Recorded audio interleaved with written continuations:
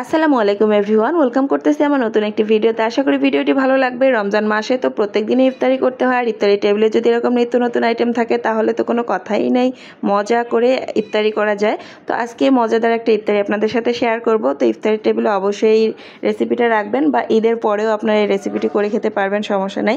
আমি এখানে 1 কাপ ময়দা নিয়েছি, এতে দিয়ে দিলাম স্বাদ মতো চিনি, সামান্য একটু লবণ। তো মিষ্টি মিষ্টি খেতেই কিন্তু ভালো লাগে পিৎজাটা। তারপরে দিয়ে দিলাম হচ্ছে 1 টেবিল চামচের মতো ইস্ট। তারপরে এখানে আমি ব্যবহার করলাম 3 টেবিল চামচের মতো গুঁড়া দুধ। সব কিছু ভালোভাবে নেড়েচেড়ে মিশিয়ে নিচ্ছি।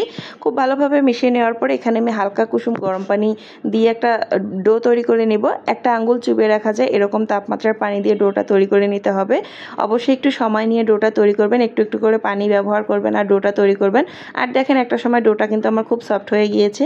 এ পর্যায়ে আমি কিছুটা সয়াবিন তেল দিয়ে এখন ঢেকে রেখে দিব আধা ঘন্টা খানেকের মতো, এতে করে ফুলে ডাবল হয়ে যাবে। গরম জায়গায় রাখবেন। আর এদিকে আমি মুরগির মাংস নিয়েছি, বুকের মাংসটা নিয়েছি হাড় ছাড়া, সেই মাংসটাকে একটু কিমা করে নিয়েছি। মাংসের মধ্যে লবণ, সামান্য একটু সয়া সস আর একটু আদা বাটা রসুন বাটা দিয়ে ম্যারিনেট করে রেখেছিলাম, সেই ভিডিওটা স্কিপ হয়ে গিয়েছে। আর এদিকে একটা কড়াইতে তেল দিয়ে মাংসটা দিয়ে দিলাম।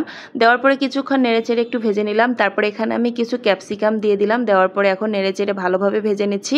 আর চিকেন থেকে যে পানি বের হবে সেটা দিয়ে কিন্তু মাংসটা সিদ্ধ হয়ে যাবে। আর যেহেতু আমি কিমা করেছিলাম বেশিক্ষণ সময় লাগবে না সিদ্ধ হতে। আপনারা চাইলে ক্যাপসিকামটা হচ্ছে আস্তেও দিতে পারেন বা রান্না না করেও দিতে পারেন, কিন্তু আমি ফ্রোজেন করে রেখেছিলাম তাই একটু রান্না করে দিলাম। আর এদিকে দেখেন ডোটা নিয়ে আসছি, ডোটা ফুলে ডাবল হয়ে গিয়েছে। তো ডোটাকে একটু মথে নিলাম। নেওয়ার পরে আমি একটা পিঁড়ের উপরে দিয়ে এখন সামান্য কিছু ময়দা ছিটিয়ে দিয়ে ডোটাকে একটু ভালোভাবে মথে নিচ্ছি, এতে করে খুব সুন্দর একটা ফিনিশিং আসবে। তো মথে নেওয়ার পরে আমি আজকে যেটাতে পিৎজাটা বানাবো মূলত আমি হচ্ছে একটা ননস্টিকের ফ্রাই প্যান নিয়েছি, ফ্রাই প্যান না তাওয়া নিয়েছি। তাওয়ার মধ্যে এখন হচ্ছে হাত দিয়ে চেপে চেপে একটা রুটি করে নিলাম।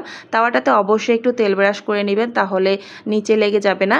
তো একটু তেল ব্রাশ করে নেওয়ার পরে রুটিটা হচ্ছে দিয়ে একটু হাত দিয়ে চেপে চেপে রুটি করে নেওয়ার পরে এখানে আমি কাঁটা চামচ দিয়ে একটু ছিদ্র করে দিলাম, তাহলে হচ্ছে ফুলে একদম মানে ফ্লাপি হবে না আর কি, বাতাসটা বের হয়ে যাবে। তো এখানে উপর থেকে সস দিয়ে দিচ্ছি, সসটা খুব ভালোভাবে লাগিয়ে নিচ্ছি। সসটা ভালোভাবে লাগানোর পরে আমি যে চিকেনটা রান্না করে রেখেছিলাম মানে কিমা করা মাংসটা, সেই মাংসটা এখন উপর থেকে দিয়ে দিচ্ছি। আর দেখেন কতটা সুন্দর লাগতেছে এই পিৎজাটা, খেতেও কিন্তু ভীষণ মজা হয়েছিল। তারপরে আমি ডেকোরেশনের জন্য কিছু টমেটো দিয়ে দিলাম, টমেটো কুচি, তারপরে কিছু পেঁয়াজ কুচিও দিয়ে দিলাম। আর উপর থেকে দিয়ে দিলাম মোজারেলা চিজ, যেটা না দিলেই নয়, অবশ্যই চিজটা এখানে ইউজ করবেন, এতে করে দুর্দান্ত স্বাদ পাবেন। তো আমার কাছে মনে হয়েছিল চিজটা একটু কম হয়ে গিয়েছে, তারপরে আমি আরও কিছুটা চিজ এখানে অ্যাড করে দিয়েছি। আর উপর থেকে সামান্য একটু গোলমরিচের গুঁড়া ছিটিয়ে দিয়েছিলাম।